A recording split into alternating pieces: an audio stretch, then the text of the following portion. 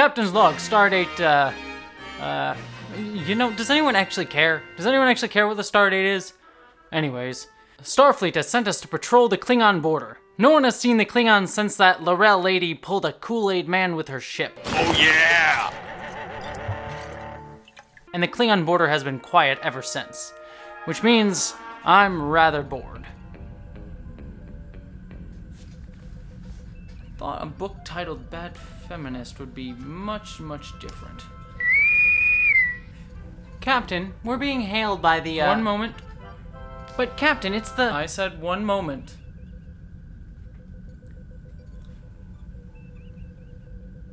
And... good. What was it, Ensign? Captain, we're being hailed by Wait, what uniform are you wearing? This is just my old uniform, you know, the ones that we had way back before the nice, colored ones that you have? We'll get changed into a new one. I don't like it. It's not canon. I don't know what you're talking about, but Captain, we're being hailed by the Klingons. Klingons? Well, why didn't you say so? Put it on the screen. Fucking hate this job. Kapla, Captain. I have come to claim your ship in the name of the Klingon Empire. Wait, who are you? Can't you tell? I am Klingon. No, last time I saw the Klingons, they had these long mustaches and weird beards, and they kind of looked like, they looked like that dude from Breakfast at Tiffany's.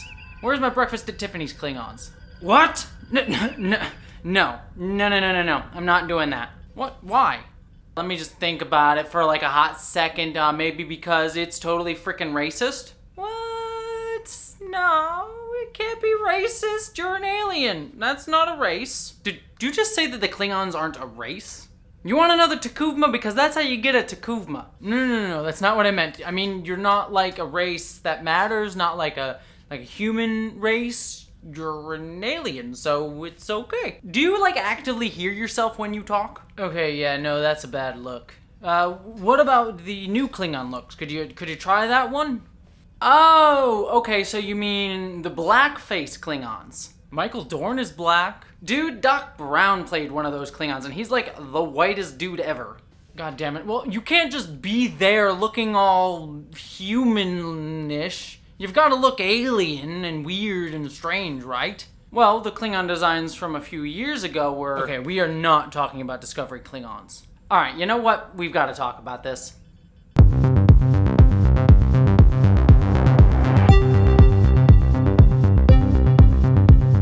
Klingons are probably Star Trek's most recognizable alien race.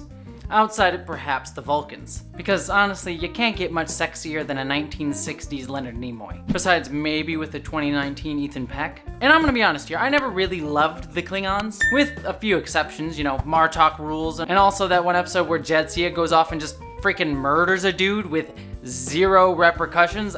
That's awesome. And also Gowron's crazy eyes. Gotta love Gowron's crazy eyes. But I always found the Klingons to be rather one note. Blah, blah, blah, it's a good day to die, blah, blah, blah. Worf said something misogynist or xenophobic, but he learned a little bit, so it's okay. But even though I don't personally care for them, whether they're being used as a juxtaposition against Starfleet's ideals of diversity and acceptance, or a prescient political metaphor, the Klingons have had a huge influence on the franchise as a whole and all of pop culture. Which is why I've always found the designs of the Klingons to be so disappointing, in that they're based so heavily in racial coding. And while there have been a few voices discussing this topic, mostly from communities of color, it's one that's surprisingly gone mostly unchallenged and unacknowledged throughout Star Trek's over 50-year history. The Klingons were first introduced in the Star Trek Original Series episode Errand of Mercy, and they were meant to be a one-off alien race.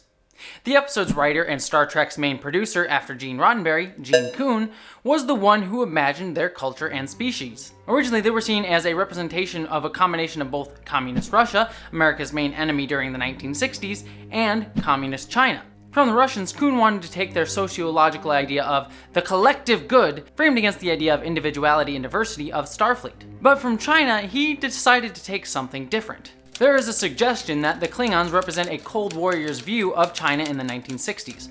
Swarthy, brutally repressive. We get some insight into the dichotomy of the racial undertones for the Klingons. The Russian elements of their culture are framed as the collective good, an ideology that America disagrees with, but still has a slightly positive connotation towards. Russians were a respected enemy. And not uncoincidentally, they also happened to look white.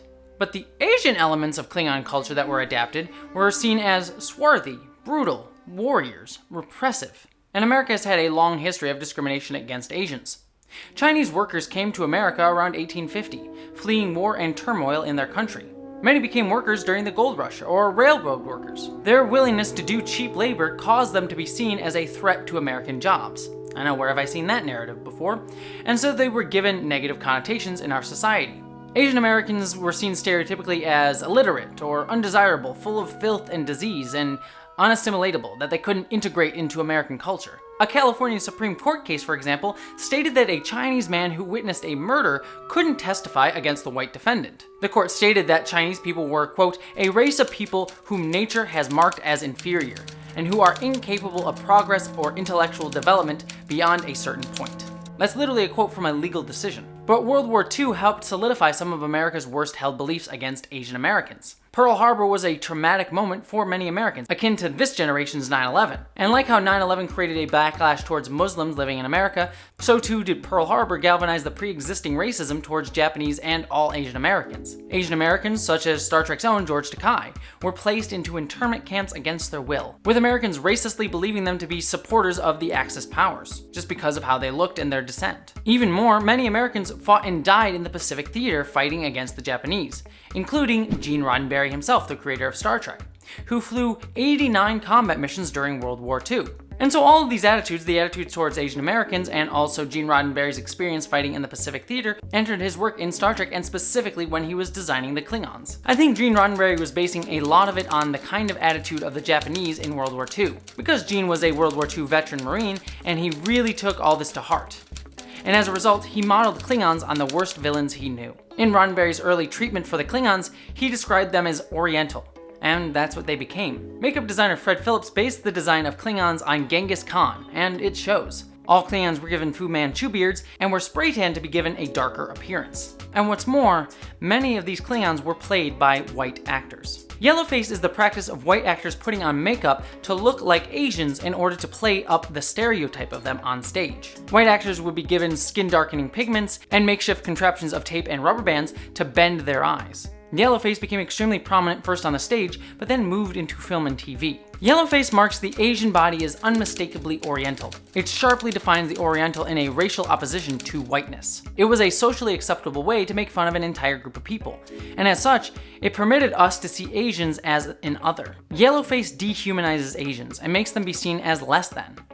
And when we dehumanize, it makes it just that much easier for us to harm that community, as we saw throughout American history. This trend continued with the Klingons who, while aliens, were clearly villains and were clearly meant to be associated with Asians based on their design and their culture. Now, I don't want to throw the baby out with the bathwater here.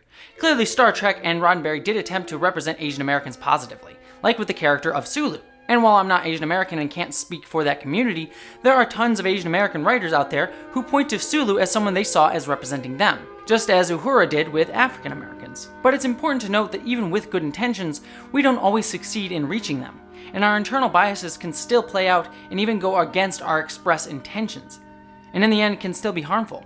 And that's what Gene Roddenberry did when he created the Klingons, even though his express intention was to help Asian Americans in representation on TV. I can't imagine what it's like for an Asian American to watch an old episode of the original series with Klingons in it. It must be awkward to watch a show that you love and is venerated by most of society and still see problems with it that harm and attack you. I imagine it's something like me watching Ace Ventura, which degraded and dehumanized trans people like myself. But as with everything, things do change. When Star Trek the Motion Picture premiered in 1979, it brought with it some very different looking Klingons. Wanting to make a much more alien looking creature for the big screen, Fred Phillips kept the Klingon beards and braids, but gave them sharp teeth, even darker skin, and forehead ridges. Additionally, their culture, which developed even further over the next few movies and series, began to take on more positive traits of Asians, and specifically Japanese society, with Klingons coming to represent the ideal of the noble warrior samurai connotation, following in Trek and science fiction's legacy of having aliens represent entire human societies. Yet in the movie, Klingons were also given a guttural sounding language and were still seen as savage and warmongering, leaning heavily into their brutalistic and savage depiction that was rooted still in Asian stereotypes. Now, this was not always consistent as they continued to develop throughout the rest of the Star Trek movies and in Star Trek The Next Generation, Deep Space Nine, Voyager, and Enterprise, as many Klingons were shown to be smart, cunning, and thoughtful. But on the whole, Klingons were depicted as angry and savage throughout the entire rest of the franchise. So, like in the original series, we have Klingons who showcase both positive and negative stereotypes of an Asian culture. Yet it still was, to many degrees, a stereotype. The practice of using alien or fantastical creatures to stand in for non-white cultures is a long-standing tradition in genre fiction. While it's existed well before and since this, one of the biggest examples of this comes from J.R.R. Tolkien and his Middle-earth books. Tolkien would often frame good as light-skinned and evil as dark-skinned. The protagonists of the book, the hobbits, are often seen as stand-ins for the middle class. White, fairly lazy but generally good-natured folks. The men of Rohan and Gondor, who fight evil, are generally white dudes. Elves are generally seen as the embodiment of goodness in the series, and they're like the whitest things you'll ever see. They're described even as fair-skinned in the books. Even further in Lord of the Rings, different groups were often used with stereotypically racial or economically coded shorthands. Uruk-hai orcs are described as black, and smaller orcs are described as black-skinned and slanted-eyed. Tolkien described orcs as squat, broad, flat-nosed, shallow-skinned, with wide mouths and slant eyes. In fact, degraded and repulsive versions of the, to Europeans, least lovely Mongol types. The human men who serve Sauron, the bad guy in Lord of the Rings, from the south and east of Middle-earth, correspond with Asia and Africa according to Tolkien's notes. And in opposition to the white-skinned men of Rohan and Gondor, they are dark-skinned. So the evil men are dark-skinned, and the good men are white. Also, Tolkien framed the dwarves, people obsessed with money, as Jewish. The dwarves, of course, are quite obviously, wouldn't you say that in many ways they remind you of the Jews? The words are Semitic, obviously, constructed to be Semitic. Again, like Gene Roddenberry, I love Tolkien. I even have a tattoo on my body from The Lord of the Rings. But he did use non-white, and it should be mentioned Jews are often not always allowed to be considered and seen as white by many, stereotypes to portray the other, the evil, the bad. Again, going to that idea of dehumanization, made quite literal in science fiction and fantasy, where we literally make non-white cultures non-human. And Tolkien's work have influenced pretty much all of fantasy, and to a degree science fiction, so that racism is sadly baked into the cake of a lot of fantasy literature. It may not have been his direct intention, but again, our stereotypes and internalized biases come out in these ways. And often, the biggest and most influential authors are those from a certain background, white upper to middle class men, like Gene Roddenberry and Tolkien. Because these people have the means to create these works, access to get them spread, and the people who decide if something gets accepted into literary or cultural canon are also mostly white men, at universities and schools. And so these works spread further and further. And so too is the case with Klingons and Star Trek. Klingons are quite obviously still baked in racial stereotypes today. What's more, as I mentioned with the Klingon redesign, Klingons were made much darker skinned, despite predominantly being played by mostly white people at the time. Christopher Lloyd, Christopher Plummer, J.G. Hertzler, and Robert O'Reilly are prime examples of Klingons played by white actors, with Worf actor Michael Dorn being a notable exception.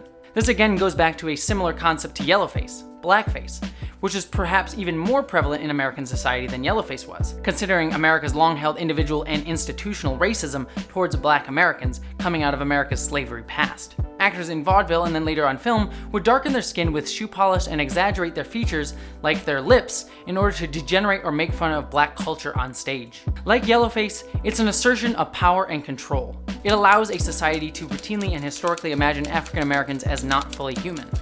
It serves to rationalize violence and Jim Crow segregation. So while again, this wasn't the Klingon designers' express intentions to use the darker skin to carry on this unfortunate tradition of using the physical features of discriminated against groups to frame them as literally non-human, as alien, as the other, as evil characters, or at least a culture that isn't totally respected as much as human and Starfleet culture, or more accurately Starfleet's ideals, which are rooted in the predominantly American culture and ideals which came from mostly white men. And again, I said it a billion times in this video, but it does not mean these men are evil or trying to hurt people of color or trying to attack black people or Asian people. It's just biases that we all hold and put into our work, and we need to be more and more aware of that. In my personal taste, I think Deep Space Nine and Undiscovered Country got them done the best, showing that Klingons and Starfleet could work together for a common goal despite their cultural differences. But their design, like I've said before, was still always rooted in unfortunate coding and undertones. Also, I gotta say, it was mildly funny researching this video and finding a near billion Reddit posts with white people asking if it was okay for them to dress up as a Klingon for Comic-Cons. while that's not a question for me to answer as a white person, I do think it's kinda cool that people are now at least thinking enough about that to ask. And this brings us finally to Discovery, which I know the Klingon design in Discovery is going to upset some. Many have complained about the modern Trek show's Klingon redesign. Some legitimately, and some with ulterior motives, let's say, and leave that there for now. For myself, there were parts of the initial design that I didn't like, such as the mouthpiece that really limited an actor's ability to emote. But Discovery did get a few things right with their depiction of the Klingons. For one, Klingons were not shown to be just black, but had a variety of skin colors, including purple and white. And while their hair did come back in Season 2, the Klingons' initial lack of hair helped remove some of the Asian stereotypes that came with it, like the braids or the Fu Manchu beards. And while I don't know for sure, I think this was probably one of the major reasons why they were redesigned in the first place for Discovery, to try to remove the issue of having Klingons be solely white people in blackface. But the show does still get things wrong. For example, the Klingons are still darker skinned than most of the main characters, even with the change from express blackface. They're also still framed as evil, though Discovery does tend to use the Klingons, especially in Season 1, more as an allegory for white supremacy than for Asian cultures, which is an improvement in a way, but still detracts some of the actual really positives that came out of the Klingons' depiction through their Asian cultural roots. And yes, I know that many of you may be angry at me for saying that, saying, oh, so it's okay to attack white people but not Asian people? And my response to that, without this being a whole other video, is me saying, I certainly hope that everyone who watches this video thinks it's okay to criticize and outright villainize white supremacists. If not, maybe this channel isn't for you. On that note, I also think it's worth noting that the protagonist Klingon on Discovery, Tyler/Voke, the one who is framed as most interesting and eventually even becomes good, is the one with the whitest skin. And as a side note, while Discovery has done an amazing job of placing people of color and other marginalized groups into the fore, and I love celebrating the show for that, it still hasn't completely succeeded. Outside of the Klingons, you can also see how in the short track Girl Who Made the Stars, a young Michael Burnham, a character who is framed as good and is a protagonist on the series, is made to have much lighter skin in animation form than the real actress Sonequa Martin Green has. So what do we make of all of this? Well, like I said, it's not for me as a white person to make a truly definitive statement on these things. It's only for people of color to really tell us how they feel about the depiction of Klingons and how it's grown over the years. I've just tried to lay out what I've seen from a trying to be more factual-based perspective. What I can say though is that I think it's really important that we analyze the subtle decisions that influence and inform depictions of others on screen, regardless of our own personal identities. How people are framed and shown, even if it's through the veil of an alien race, are both informed by as well as influenced by how we feel about those people in real life. So by analyzing how creators have depicted certain cultures and people, again, even through the veil of an alien race, helps showcase us what we still have to learn about our own internalized biases. I guess you're right, the Klingon design is a bit racist. Well, good, I'm glad. Now, can we get on to battling each other? I'm kind of, behind schedule. Yeah, but, I've got a book to finish, so can we do this another time? Star Trek Discovery is the best Star Trek. Everyone prepare for battle!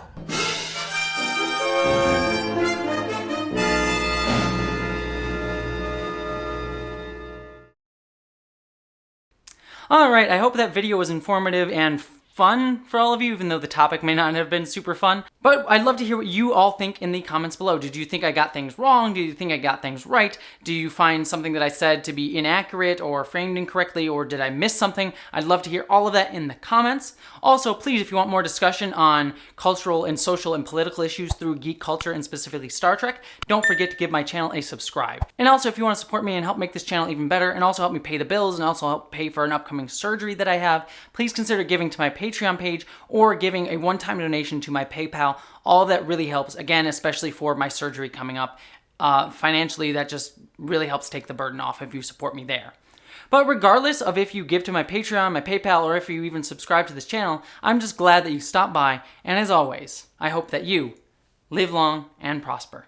And special thanks to my commander level and above Patreons, especially right now, Eli Bergmas, Stefan Schuhart, Boyd and Mary Beth Earl, Wellington Marcus, Lal Lindley, Marika Kuyechin, Munir Amlani, and Mystic the Monakit.